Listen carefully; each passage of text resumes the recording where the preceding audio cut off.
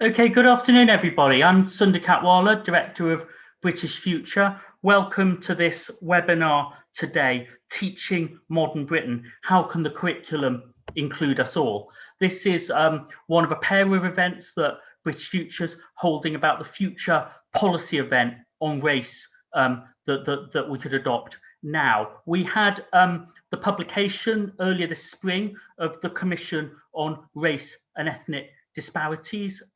It led to a large public debate, but rather a heated and polarized one in many ways. And what we felt didn't really happen in that debate at first was a debate about the different policy themes that the Commission was proposing, that other people were critiquing. And so what we're trying to do today is have a debate about one of these policy themes. We recently had one on policing as well, which is the idea of an inclusive curriculum and what needs to change to do that. So the idea of the event is, among our panel, among the audience, we're going to have different views, critical views, supportive views of what the Commission has said. I think hopefully will show that you can have a constructive disagreement, maybe find some points of agreement and common ground as well. And the theme that we're talking about, how can the curriculum include us all, is I think a really good example of an issue on which we could have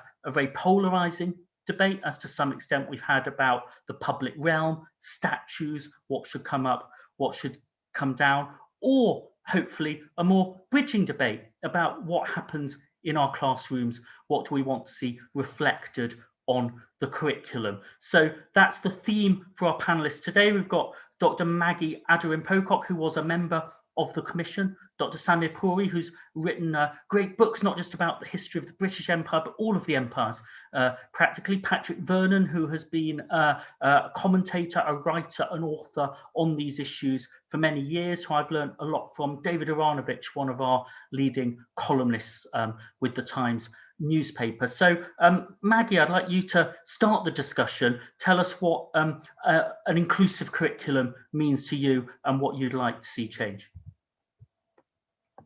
And you're muted, Maggie. Step one, unmute. Thank you. Thank you, Sunder. And thank you also to British Futures for organising this event today. So as a member of the Independent Commission on Race and Ethnic Disparities, I think we took on a pretty monumental task, because it was an examination of disparities that still exist in the UK to come, the UK today. I think many of us would agree we've come a long way, but there are still disparities. And we wanted to sort of take on those disparities and get an understanding of them. So to do this, we did sort of a detailed study of sort of the data available, and also looked at previous reports. We wanted to sort of build on the shoulders of giants. We wanted to see what had gone on before. So that was a good place to start. As well as that, we engaged with a number of different experts within the field to get their understanding and their viewpoint. And we also, which was my favorite bit, we engaged with the public.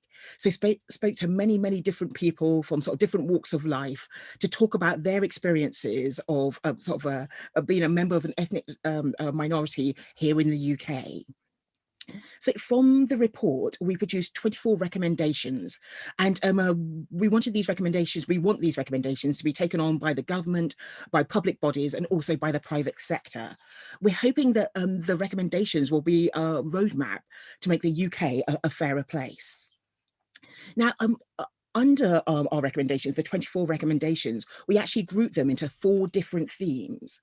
These themes were sort of building trust between different communities and the institutions that serve them, promoting greater fairness to improve opportunities and outcomes for individuals and communities, sort of creating agencies so individuals can take greater control of the choices that impact their lives, and to achieve genuine inclusivity to ensure that all groups feel part of the UK society.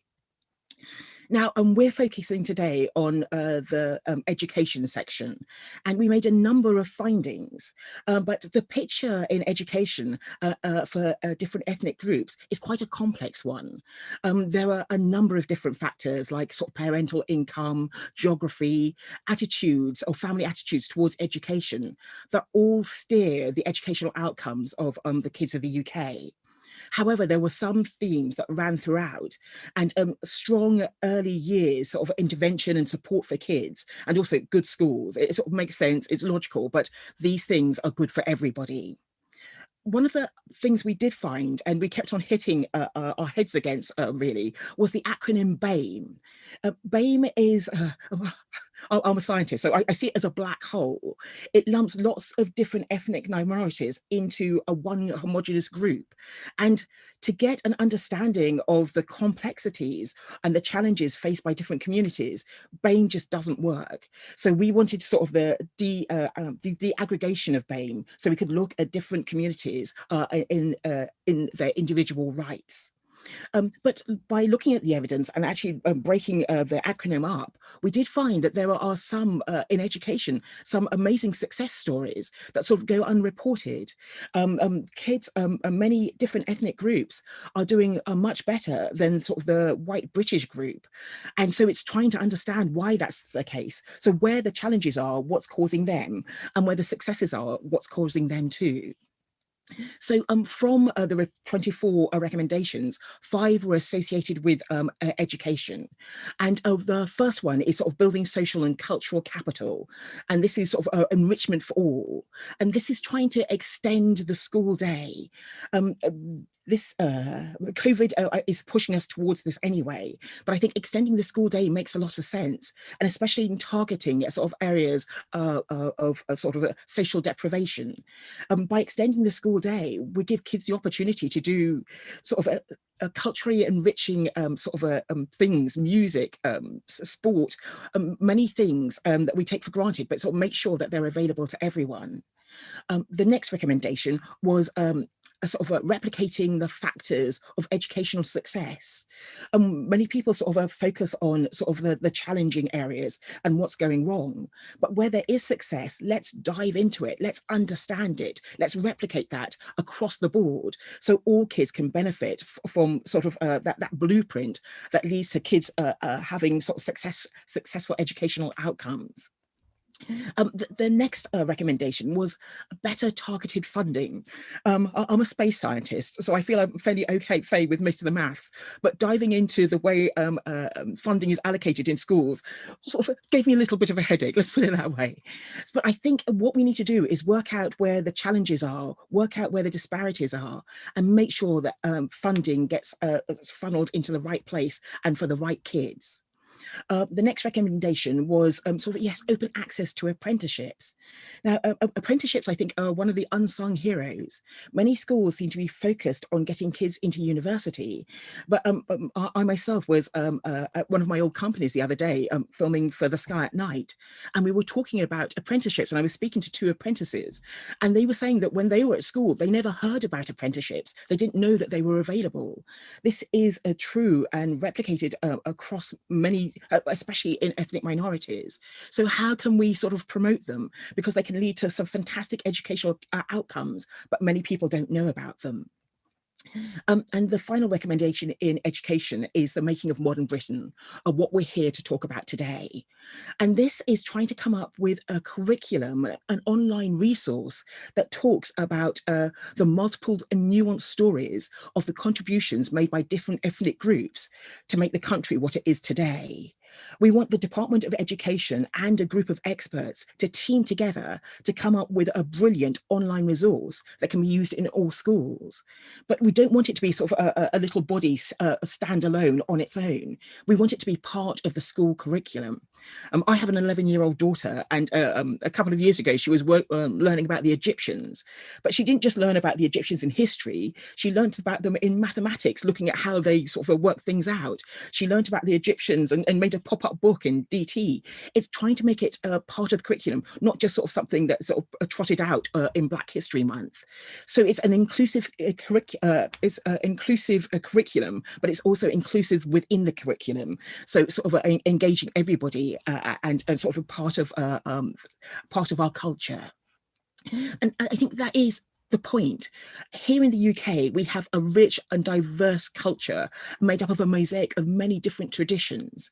Each story is interesting in its own right, but when you weave the different strands together and look at the interaction between the different ethnic groups, you get a fantastic narrative. And so, and I think but by looking at this narrative, by understanding the past and how our different ethnic groups have come together in the UK, it fosters a sense of sort of a belonging, but it also gives us an understanding of where we're going in the future. And that's why I think that this recommendation is so important. And I'm looking forward to discussing it further with you today. Thank you very much. Thank you, Maggie, and that opens up with that the breadth of the themes on education coming into this question of the inclusive curriculum. Dr. Samir Puri, you're writer and author on this, and I know you've also researched and made a submission about how to do this. I mean, in principle, this sounds like the kind of thing we should all be able to agree that we want to do, but we have this cultural polarization right now about these themes of identity. Can we make practical progress, and how, while navigating those choppy waters? Well, Sunder, first of all, thank you very much for the opportunity to be part of the panel. Just before I dive into that almost insoluble question that you've just presented, just to give a quick intro to the viewers. So I wasn't one of the authors of the Commission report, but I was very privileged to be able to submit evidence and views to the Commission on this particular specific theme of the making of modern Britain. How on earth do we approach the teaching of a subject which, of course, unlike the physics and natural sciences that Maggie is very familiar with, this is the realm of subjectivity.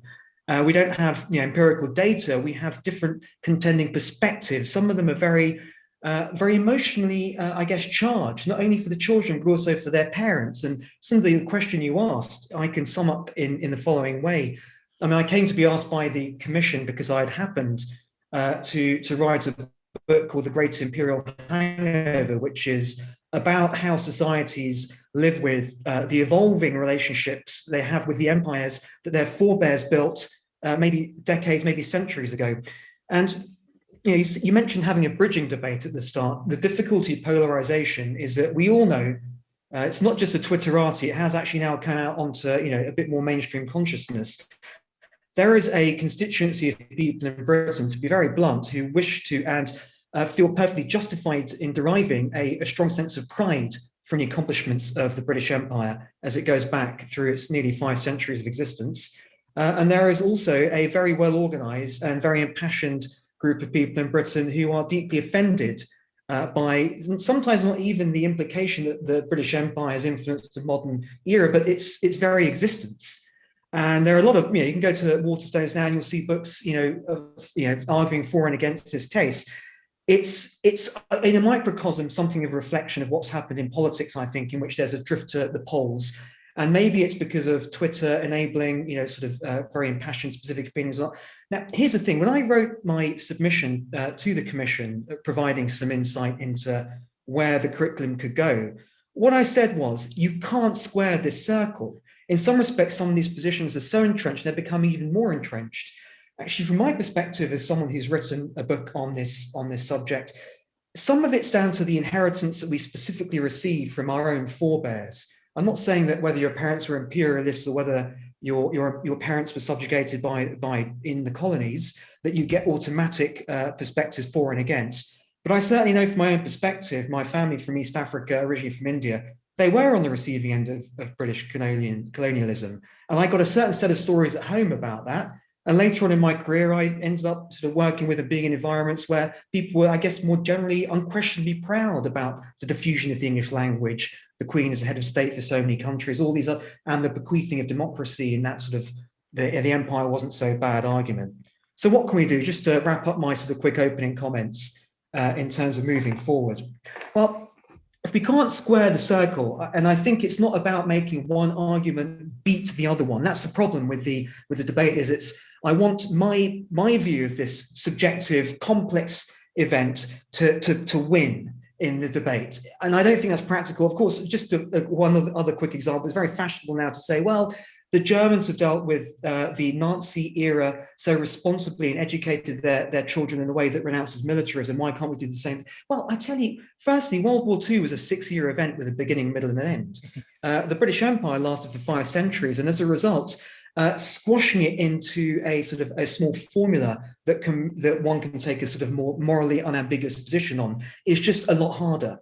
And also, it wasn't a solely murderous entity, nor was it a benign diffuser of democracy. It was all these things mixed together. What do we do with our kids, though? So the first thing we need to do, this is my sort of wrapping up my sort of 5, 6, 7 minutes, is we are, I mean, I'm an older millennial, born in the early 80s, but of course the kids we're talking about are born now and in the next 5 years. We shouldn't be pushing our experiences and our views as older people onto another generation, nor should we be treating children as a blank slate, of course. What I think we should be doing is having a few non-negotiable sort of bedrock issues and stories and facts about Britain that we need to tell children as part of our civic duty to educate them. And I'll just give you one or two ideas before I hand over, Sunder, as to where I think I'd be going with this. I was amazed growing up, born in East London, grew up in West London, went to some state schools. My white British friends had no idea about the circumstances of the arrival of my forebears and the arrival of our black British classmates' forebears as well to Britain. They'd never heard of Windrush. They had frankly never even heard of the Commonwealth. They had no idea my parents were not immigrants, they were British subjects. All this stuff is basic. And I think, I would go back to basics, not about winning arguments, just basically educate people about these things because it's interesting, if nothing else. But you can also talk about the Commonwealth in relation to Canada, Australia, New Zealand. I don't think it's only an issue of minorities. I think it's an issue, the fact that large tracts and chunks of not only the British populace, but also its global personality have their roots in this vast experience of the British Empire, which has had great things happen around it, terrible things happen around it, and everything in between, depending on where you looked. And the final thing, my final comment is, thinking about polarization, thinking about the health of the British, population and its intellectual equipment, we want to be teaching children nuance and the ability to not have to feel that they have to go fully in one direction or the other. It's my way or the highway. And I can't think of, frankly, a more challenging, but also a more worthy subject through which to teach British children the skill and the art of nuance and of hearing other people out than this subject. And Sunder, I'll wrap up there. Thanks very much. Thank you. Thank you very much, Samir. I'm going to come on to Patrick next. It's interesting, Samir said that, in the classrooms of the 1980s, very few people would have heard of the Windrush. I mean, I was at school at Essex, not a million miles away from Tilbury, where the Windrush docked, and it was not mentioned. Now, Patrick, if many more people have heard of the Windrush now, there are lots of reasons for that, including the Windrush scandal, but actually the work you've done in civic society as an author over many years, and the campaign that you helped to forge for Windrush Day, which was eventually adopted by the government, was very important. So you've had a lot of experience of different generations of this debate, how got something onto the curriculum, and what do we now change in the 2020s. Love to hear your view about how we make progress in these very polarized times. Yeah, well, thanks for inviting me on to today's event. And obviously I've worked close with Sunder for many years, particularly campaigning for Windrush Day and all the stuff around recognising the Commonwealth and the armed forces, which is all part of its history. Maggie, I just want to say, yes, I don't agree with all aspects of the SIL report, but I think some of the recommendations that you've recognised are important. I think the issue I've got is about narrative. So if you look at a bit of a history lesson, the national curriculum was established in the 1980s by Kenneth Clark. And even then, when the national curriculum was first designed, which was on the basis of a so-called modern, working towards a modern Britain, lots of parent groups, lots of activists, teachers, all the trade say that the curriculum is still not inclusive. So we've spent the last 30, 40 years, believe it or not, trying to fight for an inclusive, modern curriculum. So I'm really glad that the Commission have acknowledged that aspect. What's important is that there've been a whole range of players trying to shape the curriculum. I've played my bit, and a lot of people have played their bits in shaping that curriculum. And the reasons why it feels like it's been an uphill battle to have an inclusive curriculum. And part of that problem is that politicians get involved in, like with NHS, telling trying to tell us what is in the curriculum. And that applies to all political parties. They've tried to shape the curriculum depending on what's the political flavour of the month or the ideology of the month, both left and right and centre. So we can have a debate about that. But the bottom line is when the curriculum's messed about, it misses out history, misses out, as Samir said, some basic facts, which often is overridden and ignored. So I think there's opportunity in the context of Black Lives Matter and in the context of where we are in Britain today. I think COVID-19 has been a kick up the backside for all of us to remind us about the glaring inequalities in society and how we need to educate young people so they can tackle some of those big challenges in the future that we've probably left behind, the messed up climate change, for example. You know, they've got to sort that out now, haven't they? You know, so you know what I mean. So in the context of the debate for a inclusive curriculum, I've always argued that we should have more, not just simply more Black history in the curriculum, but more history of Southeast Asian communities, more history of Gypsy traveller communities, you know, making the history something which is important. I'm a member of the Royal Historical Society. We launched a report about 2 years ago looking at teaching of history in higher education.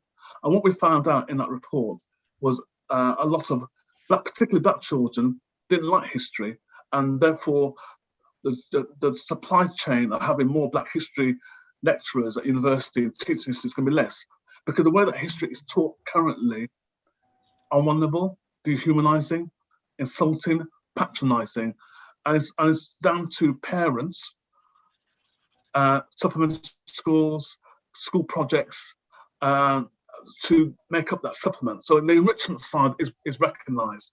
So we need to look at what do we need to do to make sure that there's an inclusive education. And that's been something that's been campaigned by a whole range of organisations, such as the NUT, now the NEU, that's the Black and Asian Societies, academic historians, everyone. We've all gotten there, left, right and centre. We're all trying to shape the curriculum. And then ever so often you might get concessions. So when I did my campaign some years ago, 100 Great Black Britons, did it 17 years ago, at that time, Mary Seacole was not in the national curriculum. Equiano was not in the national curriculum. Actually, you were more likely to learn more about Martin Luther King and the Civil Rights Movement than Black British history. So things have changed since then. We all recognise that. And it's only just been recently that Windrush has now been included in the curriculum. So we're getting there, but more work needs to be done. And it's unfortunate that when you have a government minister castigating critical race theory to say that it's political ideology, she misses the point.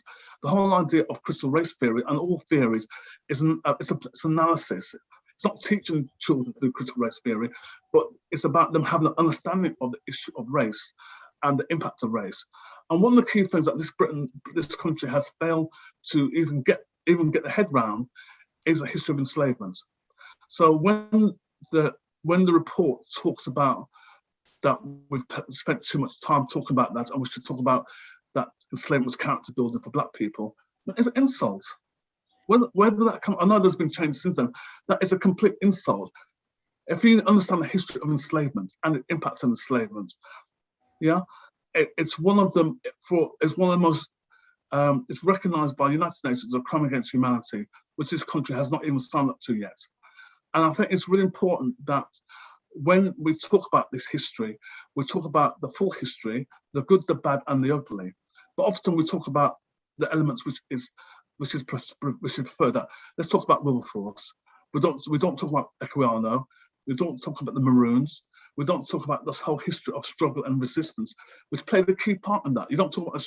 You even talk about the history of white people and activists who were also campaigning against slavery and enslavement as well. We need to have the full history so young people can look at that.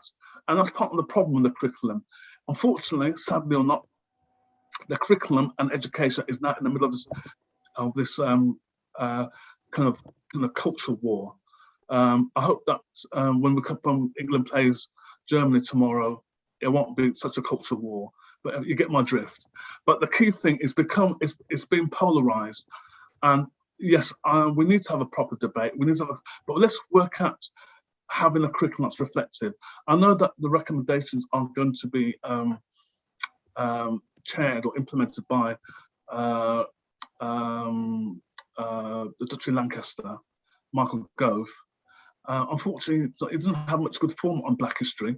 I mean, he was the one that tried to get rid of Mary Seacole in 2013. And it was only a campaign working with OBV, working with the Mary Seacole Appeals Committee, Brennan Trust and others, that we stopped Michael Gove. It was actually intervention Nick Clegg, actually, to be fair. So I hope that Michael Gove learns that lesson of not to get rid of like Mary Seacole off the national curriculum, because I'm telling you, if he tries that again, he'll be dealing not with not Black women, but everyone in Britain. So just a message there. And I hope Maggie, you're going to be on our side on that too. I'll stop there. Thank you very much, Patrick. I should mention to the audience, there's a Q&A function. A few of you have started to put your questions in, and I'll be taking questions for the panel if you could put them in the Q&A. So David, over to you. What are we trying to achieve here, and how do we take this forward? Yeah, thank you. I'm the one total non-expert on this, but just taken a sort of, if you like, kind of lively interest over the years, and also as a Londoner who was not only educated in London in the Jurassic period myself, but also sent 3 kids through schools in what is, you know, just about one of the most diverse areas of the country. I just want to say this. When I was at William Ellis School in North London, there were 3 Black kids in the entire school out of 650 kids. There were many, many more Jewish children, including a fair number who'd come over from South Africa. Their parents were South African refugees, probably been part of the South African Communist Party, and so on. About a year and a half ago, before the pandemic, we took a class of William Ellis students, because the teacher there got in contact with me, to the Times. There were more children from the Congo in that group than there had been Black kids in school when I was there 40 years earlier, just from the Congo. Not children from empire, but actually refugee children, essentially, because we don't have that many imperial connections, this country, with Congo. I was reflecting upon what I was taught back then. I mean, one of the big problems we always have in educational discussion is that people always talk about how they were educated. So I'm not using this, if you like, as a kind of to say, this is how the system always worked or worked. This is kind of a snapshot, because history was my subject and so on. And we talk about history a lot, but let's remember that most kids don't get taught history beyond the point where they go for GCSEs. So what you're talking about when you're talking about teaching history at school is what you're taught in primary schools and in Key Stage 3. Most people don't go beyond that. Essentially, all history at that point was the Whig version of history, what you call the Whig version of history, how Britain had built up from its kind of glorious features, you know, to the present point, which it was at to allow it to win World War II, and so on. That was essentially the scope of it. Let me give you an example of something that entirely misses out. One of the things it does, because this was just the history of England, by the way, in Scotland, you were taught an entirely different curriculum, so much so that Scottish kids don't know about Queen Elizabeth I. They don't, just as you don't know about King James I, 2nd, 3rd and 4th of Scotland. You don't know about it because you were never taught about it. So you weren't even taught about the United Kingdom up until the point that Britain essentially becomes a united monarchy under James I and a united country in 1707 under the Act of Union. You don't know about it. This is very important. The second thing is there were more school Jewish kids there. We were never taught about how Jewish people came to Britain at any point in our history classes, by the way, and we were never told that in 1290 England became the first country to expel the Jewish population. You were never told that. It doesn't appear in history, appeared nowhere in the school curriculum whatsoever. Nor would we have been taught the same curriculum about the Tudors if we'd been being taught in a Catholic school, because in an English school, Protestant school, you were taught the Reformation was a great thing and Elizabeth I, get rid of the Pope and all that. In the Catholic schools, they were being taught about how Jesuits were martyred by the... So there were two actual versions of history being taught in different schools according to what denomination you were being taught. And then after that, you got into your A-level courses, your O-level courses, you started getting taught history in a kind of different way because you're already interested. So I took a look at the William Ellis site this week for what they're being taught in Key Stage 3, which is actually essentially what we're talking about. And we start off in Year 7 with the William the Conqueror and medieval London, and how similar was the medieval Islamic world to medieval London. This is the point of comparison. But so quite early on, you're looking at a thing we never looked at, which is how to kind of try and make a comparison between a different civilization. In Year 8, you get Industrial Revolution, how far does the Industrial Revolution deserve its name? And then British Empire, should Britain apologise for her empire? By the way, this is almost the only circumstance in which you get an idea that there is a question of apology or regret to be had in the context of history, which otherwise you are studying because it's history. And then in Year 9, you get World War I, Hitler, Stalin, Holocaust, World War II, Cold War, and so on. Now, the first thing that you kind of think when you look about that is that there should actually be a history of migration in there. And actually probably should replace the First World War if it's going to replace any kind of aspect of that. In other words, there is no clarity or attempt to try and understand how Britons came to be Britons in the wider sense, etc. You understand how England developed into Britain and maybe how Britain's relation to the world, but you don't understand the components. Just as you didn't understand how Jews came to be in London, etc., through anything that we studied back then. Because by and large, the British approach towards teaching these things is, let's not talk about it. Let's not talk about it. Let's not discuss it. That's all a little bit awkward. Let's not discuss it. What we call the kind of polarization of debate that we have seen in a really tricky way during the course of the last few years, and particularly in the last few months, has made it even more difficult. I mean, to frame the whole question about poor white boys in terms of a discussion about white privilege just seemed to me to be a deliberate attempt to miss the point, when what we're talking about is classically groups' attitudes towards education, their investment in education and their social capital and so on. And we know that that differs significantly from group to group. And we also know why it is quite possible that groups of recent migrants have a significantly different attitude towards what a country and towards what an education system can offer. But here's a question I do want to ask of ourselves in this discussion. What is it exactly that we are trying to do here? Are we trying to get people to understand the world better? Or are we involved in some gigantic National Brotherhood Week, where, as you know, going on to Tom Lehrer's old song, National Brotherhood Week, get up and shake the hands of one anotherhood week, you know. Is the objective a kind of some kind of mutual love in terms of our education system, or is it to try and help our kids to understand the world around them better?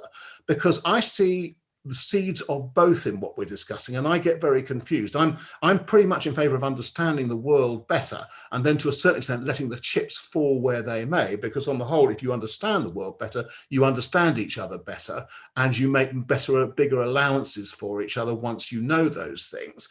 But if you have always an intention to try and alter people's consciousness about things as a result of, you know, and the way in which their attitudes and their ideological attitudes towards things within the education system, that is, I think, a road to trouble and so on. But those are just my kind of initial and ignorant musings on what I've heard so far. Thank you, David. I mean, it's brilliant to have you in journalism, but you've missed your vocation in the classroom, I think, as well in a parallel life. But it's very good innovation, I think, to have the panelists ask the questions as well. And so I'm going to put David's question to the rest of the panel. Samir, I'll come to you on this. What is the relationship, maybe across the curriculum as well as in one subject, between understanding history well and other projects of identity and citizenship and inclusion that schools are engaged in? Yeah, David raises some of the points and problems that I did contend with, and the Commission also contended with as well. Just to pick up what's the point of this, David's question, I probably add an extra layer, David. I think it's probably helping kids understand their position, their role in the country, and their arrival in the country, as well as understanding where Britain fits into the world. There's a couple of interlocking levels there. But I definitely don't think it's about, sort of reprogramming in a national loving, because, you can't control how people take the information you give them. Someone could learn about this and be quite put out by the circumstances of their arrival and where Britain fits into the world. We're not there to tell them that's the wrong reaction to it. We're just there to give them those basic understanding. A couple of things about which subject you do this in. So we're talking about history. And we know that the history curriculum is a battleground that, I suppose, metaphorically is like a World War I battleground that's sort of littered with many corpses of failed attempts at trying to push it in one direction or the other. And Michael Gove, in fact, wrote quite an interesting piece quite a few years ago where he says, I don't know that there are Whig and sort of Marxist factions in other subjects that mobilize on the op-ed pages when you try to move the chemistry curriculum forward. History is quite particular because of all of the things that make history so wonderful and so difficult to pin down. So which other subjects could you do it in? Well, I think David's right. Key stage 3 is the point at which anyone who absolutely hates history, endures it until then they pull the ejector seat and get out. History was my subject, of course. That's why I went on to do what I did. But many people didn't. And how do you reach them? Because otherwise, if you're just talking up to key stage 3, that's a very small number of classroom hours and a very small sort of surface area on the textbooks to actually diffuse this information. I won't go into massive detail on this, but we maybe want to talk about the OAK curriculum a bit later on. OAK being all that online material that many parents who are watching this will know their schools relied on during the pandemic.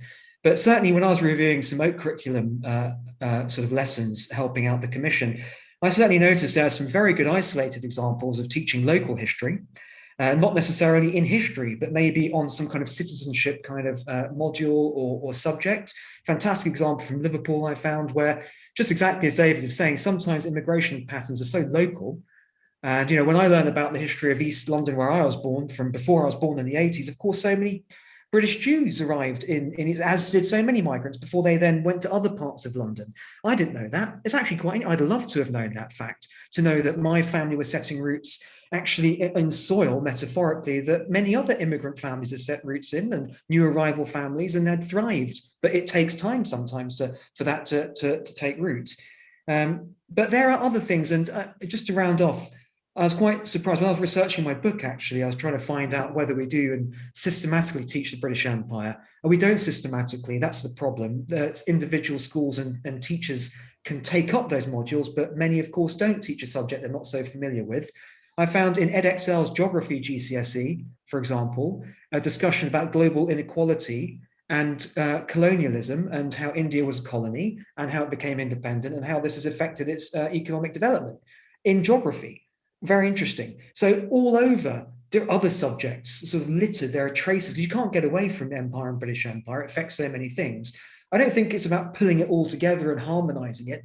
I think it's just time for a bit of a stock take to make sure these lessons are getting through to children, whether through literature, whether through geography, whether through local history, whether through some sort of citizenship sort of modern lesson, as well as history itself.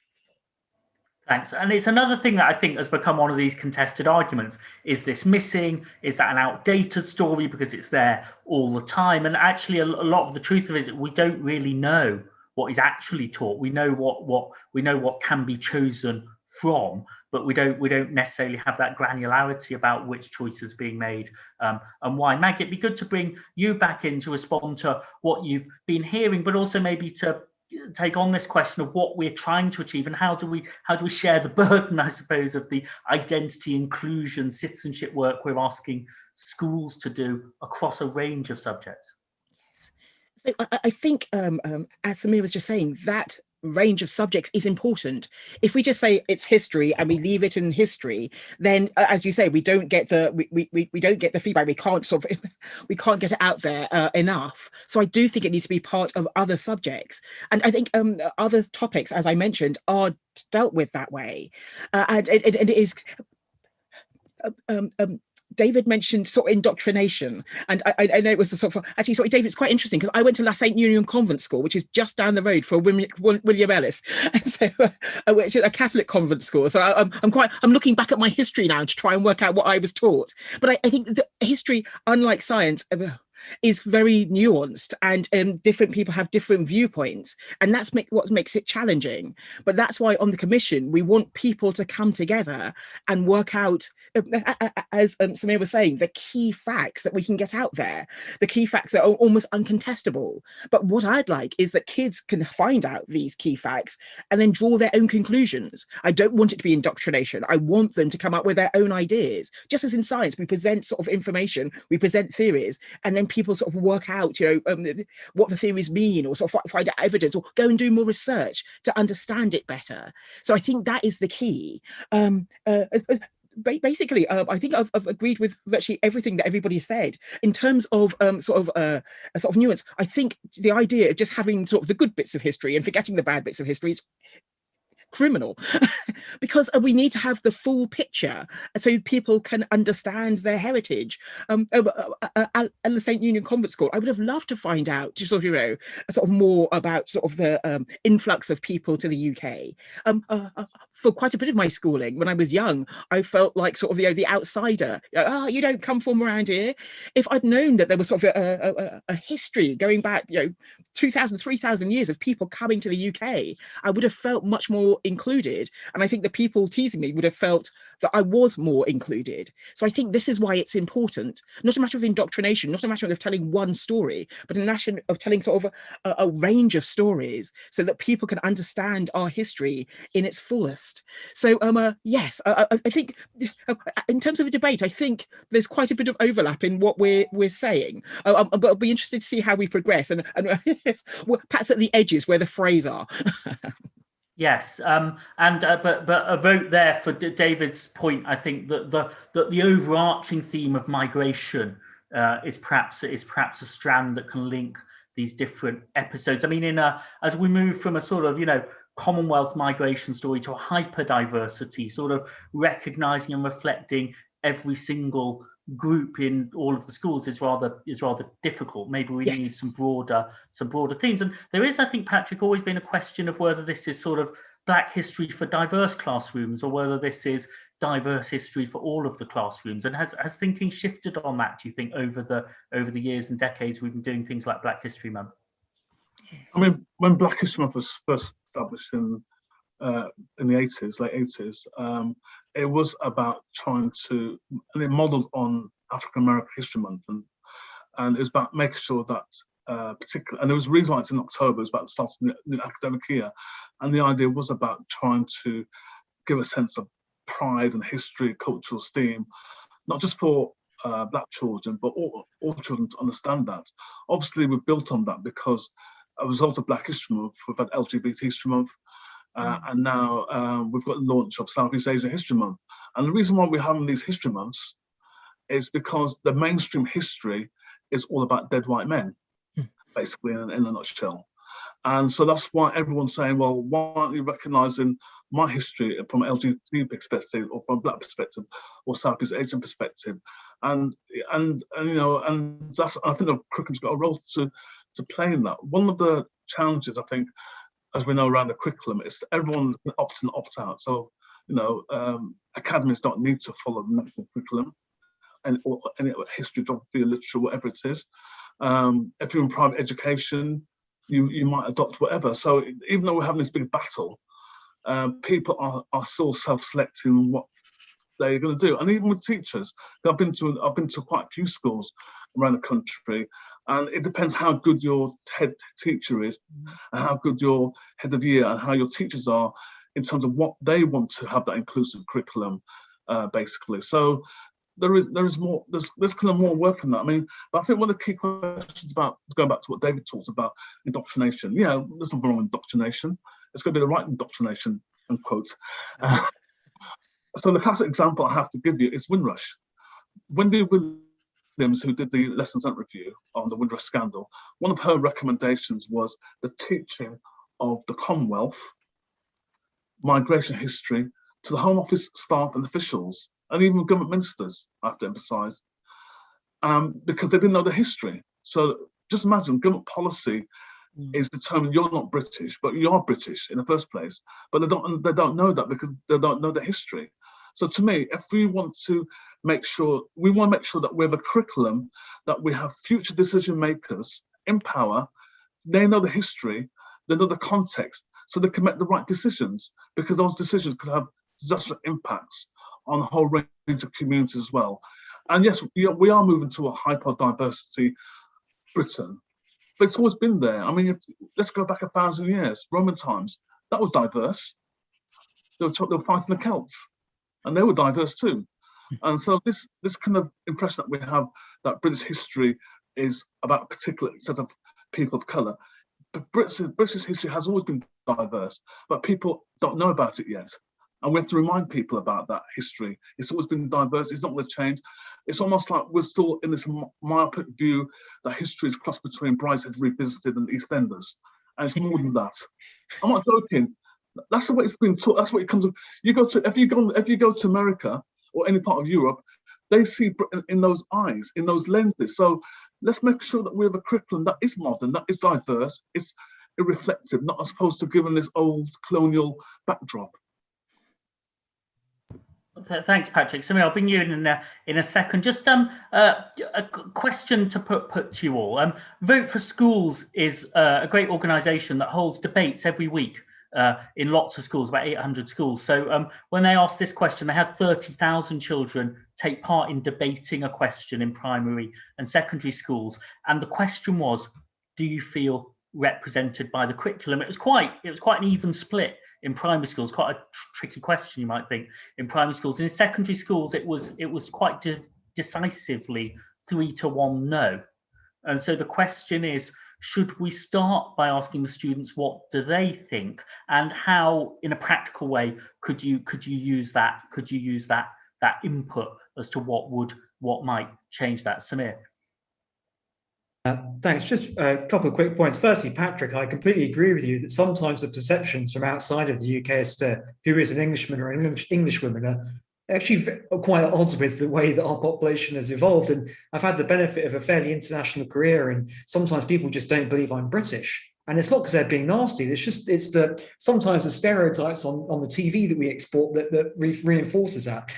One point, Sunder, about the hyperdiversity, and yeah, Patrick's right, it's always been a mixture, but just taking the mixture we have now, and just pause for a moment on EU facilitated movement of people, which of course since 2004 and 2007, when the European Union enlarged to take in many new member states in Eastern Europe, it's as part of my career outside of writing, I spent a year working in Ukraine, of all places, which is not part of the EU, but I spent time living and working with Eastern Europeans, including many Polish people are there.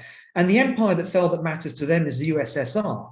And I say that because it's always important to remind ourselves that the British Empire is hugely and unavoidably consequential for immigration patterns into the United Kingdom, but it is not the only one in terms of empires that have risen and fallen. And I sort of reflected quite hard on, I'm not saying we now teach the USSR, I barely have enough time to teach, British history, although I did learn quite a lot about the Russian Revolution, but I did history to A-level, so I had more time. The one thing I would say is that when we teach the Roman Empire, and this can be very foundational, I mean, I'm sure David might have some more recent experiences from his own kids he can feed back, but I still think this is part of something that's quite elemental and very young for children. You're already being exposed to the idea that empires come and go, empires go through waves, they have consequences that cascade down through the generations and influence that cascades down through the generations. We don't need to again tie all this together, but I think it's worth thinking in totality as to how we present this theme about the amount of time that elapses from historical experiences, because ultimately the world and Italy, we think about the forebears, they're not as directly influenced by the end of the Roman Empire as Britain is by the end of the British Empire, and Eastern Europe and many parts of the world are by the end of the USSR, simply because of proximity to those actual events. And that's such an elemental point, but I'm shocked as to how quickly it gets lost, because of course anyone who wants to say the British Empire shouldn't be criticized immediately says, well, should we go blame the Romans? I'm like, that's the most inane thing you can possibly say. No one alive could directly trace their suffering to the Roman Empire unless they've had 2,000 years. So yeah, just another point, but it comes up time and time again, and it really cheeses me off, that one. Yes, and another question that's been put by Zara Zaidi is this inclusion, which sounds brilliant, and clearly we need to do it in the society we are. It can also be divisive because it is received as a taking away of these authors or this history, and so on. So that is one of the challenges here. But I'm very struck by what Samir says there about European migration. David, it'd be good to hear your views on this. It feels like to some extent we're catching up with what happened in the second half of the last century. I had to work out, if your parents are Indian and Irish, what sort of British person does that make you? But 1 million Polish-born people in our country and their kids. Maybe there's a 30-year rule in history or something, but we're not sort of starting a debate about what that means yet. No, and that's almost precisely why I said that we should frame this in a very large part of our discussion about history in terms of migration and so on, how peoples come to be and how they come to be where they are and how they came to be here, or and so on, is a very important part of that. And what Samir was saying about how you can also localize it so you can create it, because it is funny, really, that Samir's parents, if it was a parent, almost certainly lived very close to where my dad was born and where my grandparents first arrived in London off Cable Street on all that time ago. I was just going to say, yesterday I went to a Polish restaurant. At the Polish restaurant, which is in the Polish Club in Exhibition Road in London, which is kind of centre for not Polish nationalism, but certainly for kind of Polish pride. When one of us got a mint tea, it was served in a holder that had the hammer and sickle on it and Misha the Bear from the 1980 Olympics. Now, of course, I was the only person from our family who recognised all that, actually, as it happens, because of a combination of interest. But I said to the guy who was serving us, I said, this is really kind of rather unusual. I hadn't expected to find this. And he said, I'm not Polish, he said. He must have been in his kind of early 30s. I'm Hungarian. But I can tell you that this stuff was washing all around all our countries at the time of the Olympics. This stuff, he said, did you know? He said it was made in Latvia and so on. And we all had it. And that's part of our history. Here he is serving me in a London restaurant and so on. Probably, I imagine, if he's staying in Britain, his kids will also be brought up and be educated in a London school with that bit of history up behind them. So Samir's absolutely right to say that one of the things that you've got to try and get over is the mutability of things and how people move and why and how they stay and why they do and what they do and how this involves the Polish group in Britain in the next 30 years is going to be really important. I mean, I remember thinking at the times when the Express were running their kind of great big campaign against all these people coming from the EU, I thought, what are you going to say when one of our, biggest Nobel Prize winners in 25 years' time has a Polish surname and gives you, like the Turkish people who were responsible for the partially responsible for what we now call the Pfizer, but which was actually the BioNTech vaccine. Remember that all of a sudden becomes a story that you want to tell, and so it is certainly true that if you teach A, you can't teach the thing that you were teaching before you taught A, because something has to go. And so on. So how you do this is really difficult, and it's always subject to loss aversion. People will say we're losing this, we're losing a bit of Shakespeare here, or we're losing something that we've kind of valued. I went to the Alison when I was actually next to the Polish restaurant in the V&A, the Victoria and Albert, big exhibition on Alice in Wonderland. Again, most of the people around me had no idea about Alice in Wonderland. It's gone out of major culture within about the last 20 to 25 years. It's really extraordinary. I had to kind of explain it around the place. I felt like sodding Methuselah, which is a way in which I often do kind of feel, despite the fact these things are not are in our kind of recent past. And that's the other problem we have, which is that things are changing with a degree of rapidity. The world that I was brought up into, the world that women were expected to be in, the world of what we now call diversity, but which is just simply means there are many, many more people from all kinds of different backgrounds, and allowing him for Patrick's point about how it was that you got Batavians patrolling the Hadrian's Wall, etc., and people and African auxiliaries and so on. That's absolutely true, and that is really kind of fascinating, because it's a really good place to start the discussion about migration and movement and empire and so on, which means you can kind of over theme, etc. This does not have to be a situation of conflict between you've got to apologize for this and you've got to kind of warts and all, etc. I don't think that's the point, really. And I don't think that's the point. I think how we got here and who we are, and the various ways in which that came to be is such a big theme for Britain. I mean, after all, this government bangs on about global Britain and so on. And if that's not the meaning of global Britain, i.e. who we are, then I don't know what is. That's the question. The link there to the themes. Patrick, go ahead. Yeah, because I think Britain goes through a crisis of schizophrenia every 20 years. We try and find out what is British. Gordon Brown tried to redefine what's. Each prime minister, from Tony Blair, tried to use Britpop to redefine what is Britishness. That didn't work out with Blur. I'm not a Blur fan anyway. That's not a story. Most funk and disco. Anyway, that's another thing, and reggae. But and then Gordon Brown tried to do the same thing. Cameron tried to do the same thing. Theresa May tried to do the same thing, and Boris did the same. And the reason why it becomes contested is politicians trying to assert their worldview, which we don't agree with necessarily.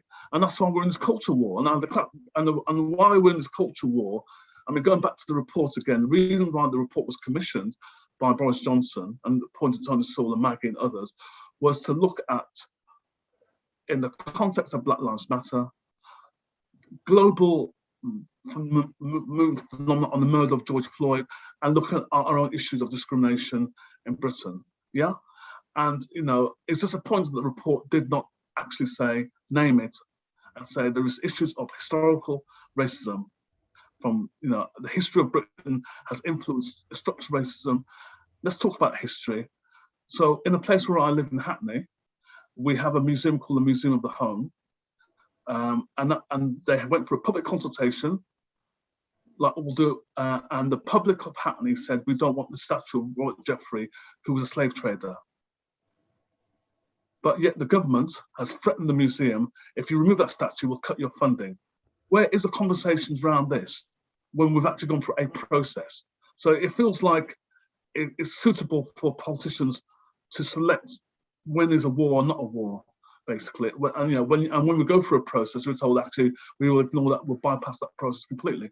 And part of the problem that we have is if there wasn't this, if we didn't have Black Lives Matter and we didn't have the murder of George Floyd and the report was commissioned, would the conversation be the same or different? That's the question.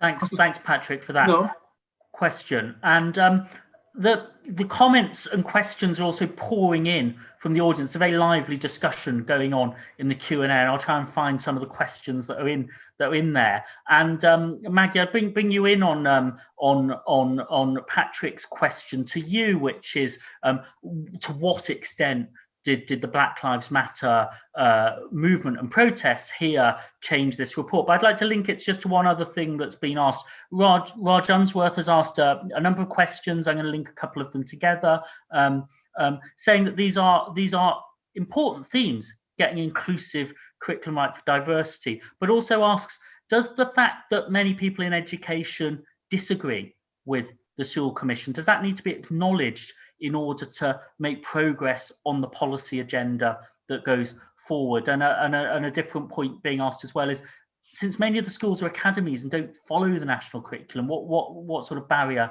does that place? So Maggie, if you come in on some of those points, that would be great. So first of all, I wanted to go back to your question about asking the students, the poll you did. And I find that fascinating because we are trying to sort of present information to these students. I'm a science communicator. I think in the last 14 years, I've seen 300,000 students across the UK and some abroad, and sort of presenting science in certain ways and trying to engage kids with science. But it's always good to get feedback from the people you are speaking to. And so the fact that I think you said sort of a 2 out of 3 felt that the curriculum wasn't engaging for them. It'd be nice to explore that further. Why do they feel that? What's driving that? By Patrick's point, and I think a point that's been made, I don't think the curriculum that we're discussing should be in the hands of politicians. Politicians, if you excuse me, come and go. But I think we need something more stable than that. So I don't think this should be done by politicians. And that's one of the reasons where we were saying, although it's through the Department of Education, we want a group of independent experts to be sort of participating in this and working out. But also it has to be alive. As we're saying, it's sort of looking at the story of migration, things are changing all the time. So let's sort of take that on board and make it sort of a living, sort of breathing, dynamic thing, rather than sort of okay, this is how it is at the moment and we'll keep this for the next 50 years. But as to Patrick's point, as to the death of Floyd in America, would that have changed, if that hadn't have happened, would that have changed the outcome of the, I think the recommendations would have probably been similar because of the methodology we used, but the whole thing was triggered by that catastrophic event in the States. And I must admit, that sort of triggered me. I saw young people standing up and saying, this isn't right. And I thought, what am I doing? And I felt I needed to sort of participate and try and make a difference, try and do something about it. So I think the whole thing was triggered. So without that, we wouldn't be here. But at the same time, I don't know what influence it would have had, because by looking at the data and by trying to work out where the disparities are, I think that process would have been very similar. So I'm trying to bring in different threads at the same time. I think that probably covers me for now, but I might chip in again later. Thanks. I'm gonna put a different question. Samir, you might pick this one up. Mohammed Ibrahim Ali says, when we're talking about teaching modern Britain, how is the ongoing backlash against the teaching of critical race theory? He says it's being characterized as, quote, teaching white people to hate themselves and their history. Is that a problem, going to be a problem for trying to discuss the colonial legacy and so on? And can we avoid it being so? It's an important question because it's really picked up controversy almost beyond its originators, wildest dreams, I think, in terms of critical race theory. I think the first thing I'd say is, well, children will have never heard of it because they're children and they've got much more interesting and fun things to do when they're 7, 8, 9, 10, 11 than listen to any academic theory that's quite convoluted. And I'm not saying that to knock academic theories or critical race theory. I don't think we should treat children as a blank canvas in terms of painting pictures on a blank canvas in their minds. They all have an inheritance from their household, maybe that cascades down through the generations as well. And I also do believe that there can be things like hurt and pain that cascades through generations, through trauma from previous experience. I think that is all potentially very real, even if it's just your parents are very stressed or raise you in circumstances defined by privation, that can impact a child. So, those are important things to bear in mind. But I think what the critical race theory debate will do, because it's so poisonous, is it will poison how any reform of the curriculum is interpreted, because it might be, one of the points at which people evaluate for and against. That's actually a difficulty, I think, of policy. And it's a difficulty, as with all areas of contentious policy, of managing its reception by the public, through the mill of the op-eds and through the Twitterati. These things are all incredibly difficult. And, to give the Race Commission's report, a bit of breathing space, I thought that, it was going to land in controversy regardless of what it said. And, now we're thinking about reforms and implementing some of its recommendations. I think, for government, I was a former civil servant at the start of my career, and I certainly, and that was in 2009, I joined and spent 6 years. And even between then and now, smartphones, ubiquity of, streamed content is so much more prevalent than it was even in 2009.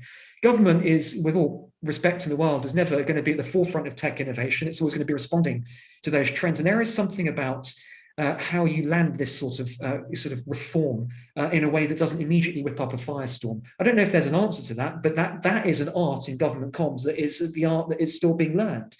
And it's going to be tested. And going back to the questioner's point, critical race theory would be one of the points that people use to say, well, it doesn't do this, it does do this, and I'm therefore very offended. Can't hedge against it totally, but we can certainly be aware it would be something that parents and op-ed writers will leap on. We have a different contribution about critical race theory from Adrian Hart, who, Patrick, disagrees with you about this topic and disagreed with your characterization of Kemi Badenoch's speech, which I think Adrian was sympathetic to the minister's speech, because from his perspective, the problem with critical race theory is that it embeds a concept of racism as permanently embedded within a system of white supremacy as fact, and that is problematic. So Adrian is speaking as a parent and citizen of Brighton, who is challenging the council's, he sees, critical race theory based nursery to A-level training now underway in its schools. So you see there that there'll be different people active on different sides of these debates about what the principles and the philosophies are. Did you want to come back on that, Patrick? Yeah, we're not trying to say that we're going to indoctrinate 8-year-olds in critical race theory. That's not the idea. The idea, critical race theory, is in the academic world, and it's just a way of understanding the world. But one of the key elements of critical race theory is that there's issues of structural racism. Yeah, that's at the heart of it. And the question is, if you're a teacher and you want to educate about the history of empire and modern Britain, you've got to talk about history of racism. It's unavoidable. That is the problem that we have in this country. We shy away from that. I mean, if we had plantations in London, in Somerset, and in Cornwall, and in Northumberland, our conversations on race would be much different than we have now. But because it all happens offshore, in the Caribbean, what's happened in South America, what's happened in Africa, and then if you look at the history of India, it happened over there. So therefore, we don't need to. We can keep that distance from it. But that is part of Britain. So we can't just have that's why I say we need to learn about the good, the bad, and the ugly. I mean, the other thing, just to add around the whole stuff is, I mean, with critical race theory, I'm not trying to say I use critical race theory, but one of the reasons why critical race theory has existed is critiquing our world and critiquing our society. So if we don't have critical race theory, let's drop it. What do we have? We still have a system based on a degree of supremacy, that if you are of a particular class, you have influence, you have power. How do we critique that then? What analysis do you want to use, basically? Because that shapes us. And if we want to have a modern Britain, which is based on one there, which the report talked about, that we want to have a modern Britain, that if you work hard, keep your head down, you'll be successful, that'd be fantastic. But that does not exist. As you can see from what's happened recently with this government. I mean, you know, I sit on boards of NHS organisations. We follow the Nolan principles. We talk about good governance. That, to me, that's even more important, talking about good governance to young people than what all the shenanigans that's been going on. So and that's probably the reason why there's a degree of cynicism when how genuine is this conversation about changing curriculum when politicians don't practice what they preach. Thanks, Patrick. David, to bring you in on this, I mean, as a non-academic who's been involved in sort of, race and identity policy debates for about 25 years, I'd heard very little about critical race theory until a year or two ago, really, although, there's a lot of other approaches to race. Is this polarization around these kinds of concepts something we've got to live with or something we can get beyond? Well, I've got to be honest, when Patrick was outlining what he was thinking about it there, my mind was taken back to, I mentioned earlier what was called the Whig theory of history, which, if you like, is an unideologicized version of an ideological approach to history. In other words, you don't call it an ideological, you don't call it an approach to history, but nevertheless it is one, which is essentially a kind of notion of, embedded notion of progress through civilization stages up to the fabulous point which we hold now, and so on. So the Whig theory of history is a very kind of common one. But what he was describing, I thought, sounded exactly like a description of a Marxist theory of history. Almost exactly. You would say, I mean, you could kind of map it on and just change some of the key words, which was that all history is the history of the exploitation of one set of people by another set of people, as defined by a set of labor relationships, etc., which give rise to economic conditions. But then you might then add, because Marx did a kind of, and then creates the circumstances under which they are transformed by one sort of revolution or another. I am not a fan. Now in my latter, I was a big fan of that when I was 18 and so on, but I'm not a big fan of these supervening things. I'm certainly not a big fan of us basing educational approaches to on the assumption that they're correct. I think that is really problematic, because in 5 to 10 years' time, we'll find out another one. I also never quite understand where, for example, Jews are supposed to fit into this. You know, as I said, they were the first group of people actually completely expelled from England. But they don't fit into kind of people's notions of what these are. I'm not complaining about it. I don't want to be fit into it particularly, or my forebears to be fit into it, and so on. And which is why I kind of, and incidentally, while we're talking about this, we've tended to concentrate on history as the element in the curriculum. We've had one mention for geography and so on. There are huge attempts being made in bits of the kind of English curriculum, and to a certain extent some parts of the geography curriculum, to get people to think more widely than was for a long time the case about what curriculum is.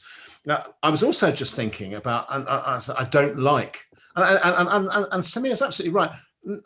Most kids and no teachers don't have any time for something called critical race theory any more than they did for Marxist theory and so on, because you actually have to get on with the business of talking about the world in relatively straightforward terms if you possibly can. But I was very interested in what you said, you know, do you feel represented by the curriculum, the question you ask kids. And I thought, wow, imagine we'd been asked that.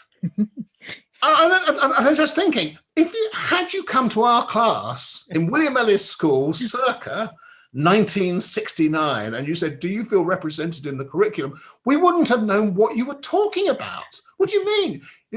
How am I feeling represented in maths, etc., etc.? Then you could have pointed out to me, well, isn't much kind of discussion about how you got to be here and your family got to be here. And I said, no, I suppose there isn't really. Now you kind of come to mention it. Actually, there's none at all, and so on. So the very fact that you're asking the questions shows the degree to which we are talking about. Now, the big, which is good, but part of the problem is, it is not just about making people who haven't felt included.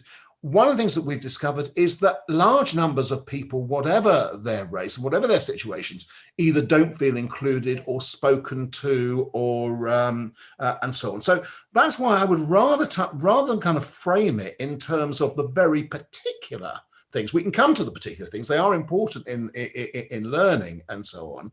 We should frame it in a much more general way and so on. Now, if that places me with the very unpopular commission to a certain extent, for that moment, I'm prepared to be there, I think. And I would like to Maggie back up. So would you agree then that slavery was a good thing for Black people then? That's what the commission's basically said. Well, sorry. I have to Maggie, take that on. come in on that. Yeah, sorry. Why? We didn't say that. No one would say that. So how did you, from what was written, how did you get to there? Slavery was a character building experience. That's what the commission's report said. What do you mean by character building? I mean, you know, David. Okay, so can I respond? Sure. Okay, we're getting to the frayed bits. Yes. Okay. Let's go for it. Come on. We've been too nice now for the last hour. Come on. I know. This is good. So this was written in the foreword, and I think what was being said was that despite the inhumanity, the cruel, horrible situation that many people were in, they were able to build their cultures and sort of survive that horrible situation. But the idea that slavery was good for Black people is ridiculous. But I think, Do you really believe that, or is it just a good tagline? I mean, I know that Tony later on gave some more, added more to that. But at the time, when you read the report, that's what he said, and that's why he got heavily criticised. And and on top of that, and this taps into the curriculum, because I mean, going back to David's point, I'm not giving you a Marxist perspective of how history should be taught in Britain. Far from it, actually. But what I'm saying is, if we're talking about the facts, let's talk about the facts. It's on mind when it comes to certain communities' experiences. We don't want to talk about the facts because either you're too emotional or we haven't got the evidence base. But when evidence is presented, it's not valid or recognised, and that's part of the challenge. And that's why history becomes actually literature the same thing as well. Actually, it becomes a hot topic. I mean, even now, there's been lots of publishers are now trying to publish more books, trying to encourage more stuff to be in national curriculum and literature. And there's a similar kickback also around literature, as well as history. And we need to explore what the kickback is. Is a kickback a genuine one, either because it's made up, or is a kickback is actually we're not ready to learn our truth, to learn our history? And I think that's really, really important. So based on the commission and the idea of this sort of the making of modern Britain, we want the facts. We want, as Samir said, sort of the key basic points of sort of migration, of movement, but as the good and the bad. So, but the problem is, how do we get there? And the playing field is very polarized. It is very emotive, and it has to be emotive. Race is emotive, but at the same time, we have to transcend that. And one of my disappointments about the report is that people sort of homed in on sort of one or two lines. This is one of the recommendations, the making of modern Britain. This could make a difference to many people, to generations to come. So can't we tackle that and find a way to transcend the politics, to transcend the polarization? I'm all for transcending, Maggie. You know something? I work with a whole cross section of organisations and people where we find a common agenda. Yes. And transcending is really, really critical. Yes. But at the same time, people can't be gaslighted at the same time while transcending. It doesn't work. Maggie, I'd like to just to put a question to you, because I think we've hit on something really important here in this section of the debate. There is, and in the deliberative research we did in the attitudes research, actually, if we get to what should we teach in classrooms, there's the potential really for a really broad consensus on the kinds of approaches we've heard today. And then there is the question of whether these kinds of ideological and philosophical debates, critical race theory as much as left politics or right politics, whether getting that right or wrong is critical. I just wonder how do we insulate now this practical agenda from that ideological debate, and how much did the commission itself debate that issue about philosophy, or the role of race politics in America today, and what was right or wrong about that versus this kind of practical agenda? Yes, so we did definitely focus on the practical agenda, and I think our viewpoint was sort of to have a curriculum that gives sort of the key basic facts of sort of the history of the UK, the migration, the what's happened in the UK, but then leave it open-ended so kids can engage with it and then go and find out for themselves. I don't want to spoon-feed them theories. The theories are out there. There are many different theories out there. But if we can give them the facts, then they can work out what theory effectively works for them. But so I don't think the theories or the different those different things should come into that. It's just as Samir was saying, get sort of the basics, give them those, the good and the bad. I don't think we should sort of whitewash it or do anything like that. Give them the good and the bad and let them come and draw their own conclusions and find out more if they want to. So it's sort of opening up rather than closing down. And while we were debating that, I'll come to you, Samir. Adrian Hart came in from the audience again, Patrick, with a bit of challenge and a bit of an olive branch, which was to say comparative teaching of different ideas is fine, more than fine, necessary, but you can't teach theories as fact. And so that's one of the ways to characterize the debate as he sees it. Samir. Just a very quick comment on critical race theory to round that one off. I also had no time, despite doing history till A level, to learn even about Marxism, despite learning about the Russian Revolution. We couldn't divert the lesson to study the ideology in the school with the amount of time we had. Ditto when I studied the Nazis, we did a little bit about what fascism is, but I had to wait till university till I actually understood about fascism's relationship to nationalism. That's really from sort of a bit later on. So there probably isn't the time, I think, to even contemplate having it in schools. I want to make a slightly different point because, of course, the difficulty with this issue around how we teach history, and in particular the British Empire history, is it becomes very self-referential around Britain's own hang-ups with itself. Now, that's part of the reality, that's fine. Just let's cast our minds forward. If you've got children in the audience and you know that their lifespan is going to take them to the 2070s or 2080s, thinking about how long they'll live, think about the changing world that they will be Britons in. Think about the drift of a lot of global wealth and power and demographic power, if nothing else, to China, to India. Think about the difficult relationships that Britain has had through, whether it's the Opium War, whether it's through partition, of course, the Raj, and building on the Mughal Empire. These are huge issues. They're actually, I think they might have been hobby horse pursuits for a certain period of time. And they actually might become quite sort of front and center to a lot of young people when they're looking at where they're going to work, when they're looking at who they're competing with for jobs, when they maybe start to run a tech company and look where the competition is coming from. Governments know this. That's one of the reasons why these issues now dominate headlines. They're not about schools, but we are also training our future workforce and our citizens of the world. And I sort of boil it down in the following way, because I think I really, really feel I'm not torn that the empire's got good and bad. I feel like I'm a living embodiment of the good and bad in the sense of the things that the British Empire achieved and was bequeathed and all the rest of it. If I erase the British Empire, Sunder, I loved your review of a book that I saw. I don't want to de-invent my own existence here. So there's something of a sort of a love-hate relationship with the British Empire, but I know my parents didn't like it very much because they complained about it a lot when I was growing up. That's their experiences. But when I think about where we're going to be heading in the future, I really want to equip Britons and our population with the sort of the skills and the ability to understand that for all of its faults, Britain does sit at the center of some very influential global networks. Hopefully they'll have great opportunities to work and study abroad, or very simply to interact with people from all around the world. And some of the terms of that are the outcomes of historical experiences, good and bad, from many different parts of the world. It's awfully complicated, but I suspect the world that they're going to be sort of navigating is going to be quite a complicated one, and a very different one to the 20th century, early 21st century. Well, let's hope that we do. Let's hope that we do better in the Eurovision Song Contest, because if you look at the scoring in the Eurovision Song Contest, we're always bottom all the time because everyone hates us because of our arrogance, because we talk about the empire all the time. So I think young people can learn a degree of humility from the past if they want to build this brave new world.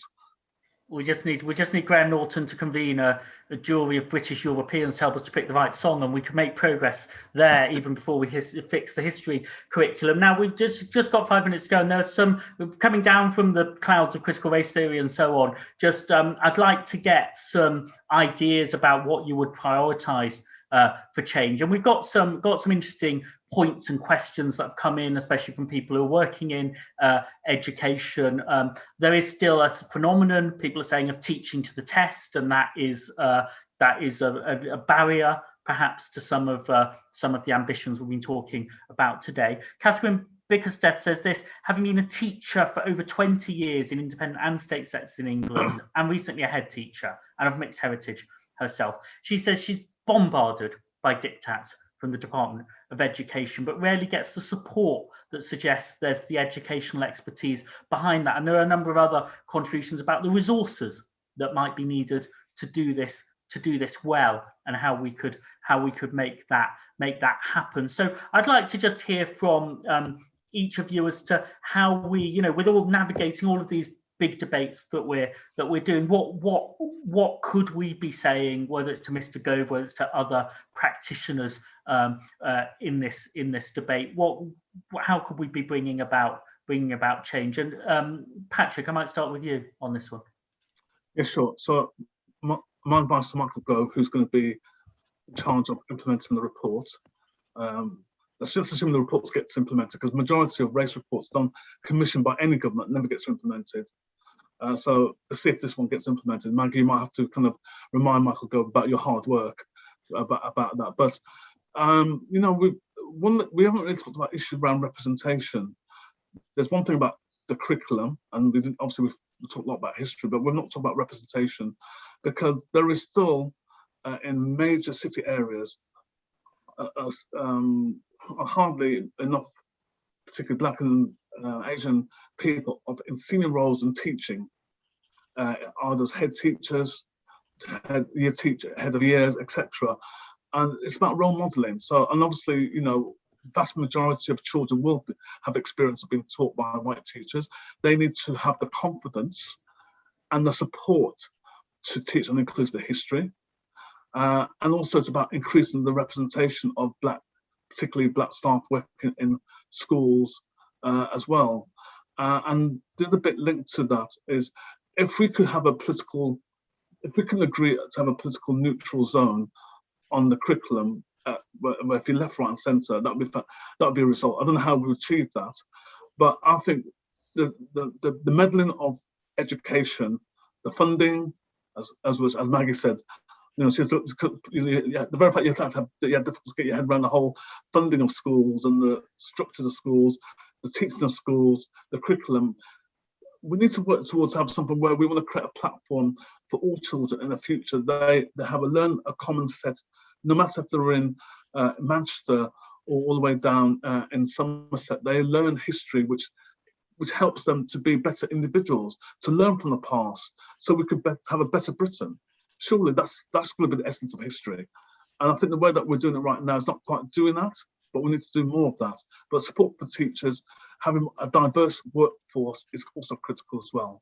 So resources, representation, and this effort at depoliticisation. Samir, where would your priorities be? I'll take it to a sort of a very sort of grassroots level, and I'd say there's quite a lot of responsibility, I'd have thought, on schools and on teachers to understand the basic ancestry of the inhabitants of the classroom. And, you know, I think in many cases, schools and individual teachers do an enormously good job at doing that because it's so local. And I wonder, you know, if there are good examples of that, having that maybe cascade upwards, because, you know, I've taught at higher education, I've not taught at school level. And certainly as this moves forward in engagement with teachers and those who deliver these services in the front line, I think will be critical, especially in educating, you know, the civil servants and certainly the politicians eventually about the art of the possible and what can actually work, what doesn't actually work. And whether local variation, not through tokenistic reasons, but local variations are actually quite important, somehow build in as you take forward what I think is actually a really sensibly titled project, Making a Modern Britain, as a great start point in the sort of the basic historical self-awareness and civic education of a child, you know, as they leave, you know, to navigate the country and their lives going into the future. Thanks. David.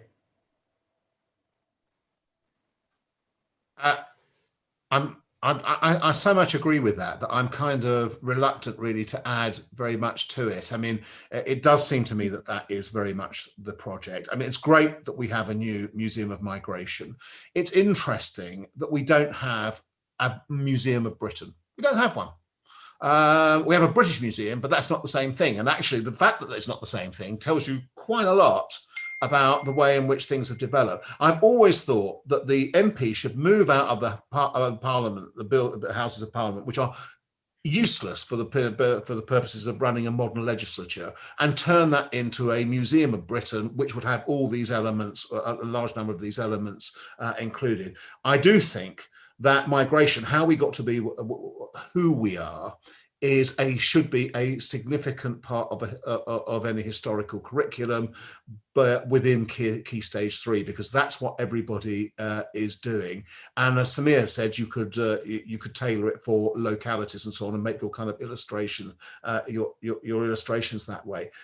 It does seem to me that it is. I mean, the issue of representation is always a kind of rather fraught one, because you can see value in being taught by people who are not quite like you, frankly. And one of the things that worries me about what the Jewish community has done increasingly is it's increasingly sending its children to Jewish schools. And that's a problem, because what it means is that a large section of British people don't come into contact with British Jews and don't know anything about them. And you can see from some of the things that are going on up in Batley and Spen what some of the consequences of that actually can be, because what you have is insufficient information within different sections of the diversity of Britain about other sections of the diversity of Britain. And that is actually a significant threat. It's not one that you easily deal with didactically in schools, except within a very kind of general project of teaching us more about ourselves, and that means factually about ourselves, not with, and we've all said this now, not with the intention to tell you. I mean, I don't think people need to be told that slavery is not great for slaves. I mean, in the sense that you don't need to be told. You might very well want to be told what the conditions of slavery actually were and so on, and what it meant. In fact, you need to be told that. You absolutely do need to be told that. It's a significant part of ours and other nations' history, which means also that when in the context of dealing with empire, one of the things that people need to think about is not just and we're talking about people who regard themselves as maybe or would be regarded as the majority. They have to make the imaginative leap of imagining what it's like to be conquered, because that's very difficult, because the British historical sense, and I'm talking outside schools now, is essentially encapsulated in World War II.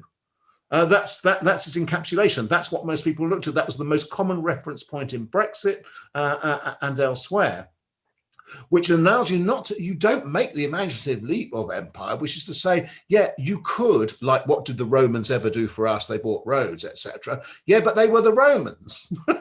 And they told you where to stick the bleeding roads, and they told you what you had to learn, etc. And that's not easy for people, and people don't like it, and it's not fun in that kind of way. Even if your own domestic rulers are crappier than the ones who were brought in, the fact is that in some sense they were yours. Now, this is a really nuanced point and a difficult point, but it's one which I think you can kind of try and get over to people, and not just in the school setting. And this is the other problem.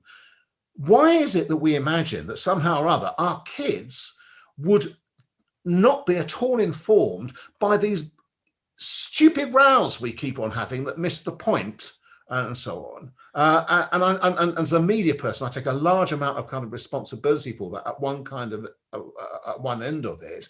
Why do we imagine that we can somehow or other deal with it? Is it because the schools are the only thing that we actually control? So we kind of focus it all on the schools, not on the parents, they're beyond our command, etc. Not on social media, you know, because who can possibly do anything about that, etc. So if we're serious about these things, we've got to think about how the interventions work in all these kinds of situations. Not just in schools. Thanks, David. And Maggie, I'll give the last word to you. What can we expect to see change, and how can other people, you know, listening to this get involved in making things change?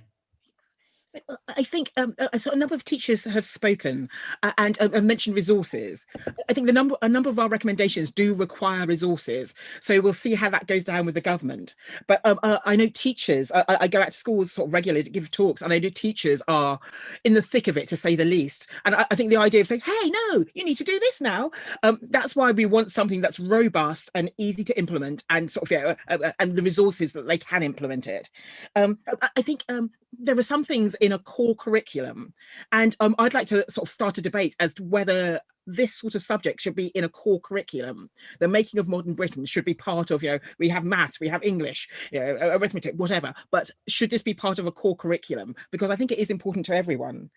Looking at David's sort of comment just at the end there about sort of why focus on schools, I think schools do have the power to reach more than just the kids. As a science communicator, I go out to schools, but often in the evening I might give a sort of a talk to sort of friends and family of the school. So although I think school is the hub of many communities, so it is a good place to tackle things. And I love Samir's idea that it's sort of looking at the local history, that we can have this core curriculum online which could be available to everybody, but as well sort of celebrate sort of local heroes, sort of local migration, things like that, because I think that makes it more relevant to kids as well. I love the idea of a Museum of Britain, but again, more resources and also limited capabilities. So I think, get it out into the schools, because that's a great way of getting it out to the community. Thanks, Maggie. Thanks everybody for taking part. Final thought from me is that this is potentially a polarized debate where we disagree. It's also potentially a debate where we agree. It's very clear from British Futures research that there is much more consensus across ethnic and class lines and geographic lines among the general public on this theme of what we all want to know about this proud history that none of us know very much about, to be honest, than there is among the politicians and the commentators and the tweeters, for sure. And therefore, if we can get a broader engagement in this debate, there's a much broader middle to unlock, but you need leadership to do that in educational institutions. You probably do need leadership and voices who want to do that in politics and the media as well. So thanks everybody for participating. It's been a very lively discussion below the line, as well as a good discussion from our panel. Do stay in touch with us. Do tell us what you're doing in this area and how we can stay involved in efforts to take this forward. So I'd just like to say thank you to David, to Maggie, to Patrick, and to Samir for leading this discussion. And thanks everybody for taking part. Thank you.